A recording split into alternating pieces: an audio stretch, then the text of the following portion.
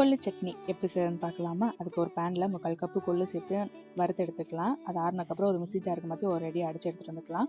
அதுக்கப்புறம் அதே பேனில் கொஞ்சமாக எண்ணெய் சேர்த்து 1 ஸ்பூன் கடலப்பருப்பு, 1 ஸ்பூன் உளுந்தம்பருப்பு, 3 காஞ்ச மிளகாய், 2 பல்லு பூண்டு, 3/4 கப்பு தேங்காய் சேர்த்து அதையும் வறுத்து எடுத்துக்கலாம். அதை ஆற வச்சுட்டு கடைசியில் அரைக்க போகும்போது கொஞ்சமாக பெருங்காயத்தூள் சேர்த்து அதையும் நைஸாக அரைச்சி எடுத்துகிட்டு வந்துக்கலாம். அப்புறம் சட்னிக்கு ஒரு தாளிப்பு கொடுத்துட்டு இட்லிக்கு வச்சு சாப்பிட்டோம்னா டேஸ்ட்டு ரொம்ப சூப்பராக இருக்கும். நைட்டு இட்லி ஊற்றிட்டு என்ன சட்னி வைக்கலாம் அப்படின்னு சொல்லிட்டு எங்கள் அம்மாவுக்கு ஃபோன் பண்ணி கேட்டேன். எங்கள் அம்மா கொள்ளு இருந்தால் கொள்ளு சட்னி வைன்னு சொன்னாங்க. அது என்னம்மா கொள்ளு சட்னி, இது வரைக்கும் நான் சாப்பிட்டதில்லை, எப்படிம்மா பண்ணுறதுன்னு கேட்டு, சரி அம்மா சொல்கிறேன் அதை நீ வை, ரொம்ப நல்லது, அதுக்கு ஒரு பழமொழி இருக்குது அதையும் சொல்லி போடுன்னாங்க. என்னம்மா பழமொழி அப்படின்னு கேட்டோம்னா, இளைத்தவனுக்கு எள்ளு கொளுத்தவனுக்கு கொள்ளுன்னு சொல்லி ஆச்சி சொல்லும்பா அப்படின்னாங்க.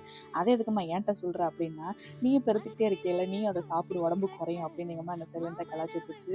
நான் பாப்பாவுக்கும் வச்சு கொடுத்தேன், பாப்பாவும் நல்லா சாப்பிட்டா.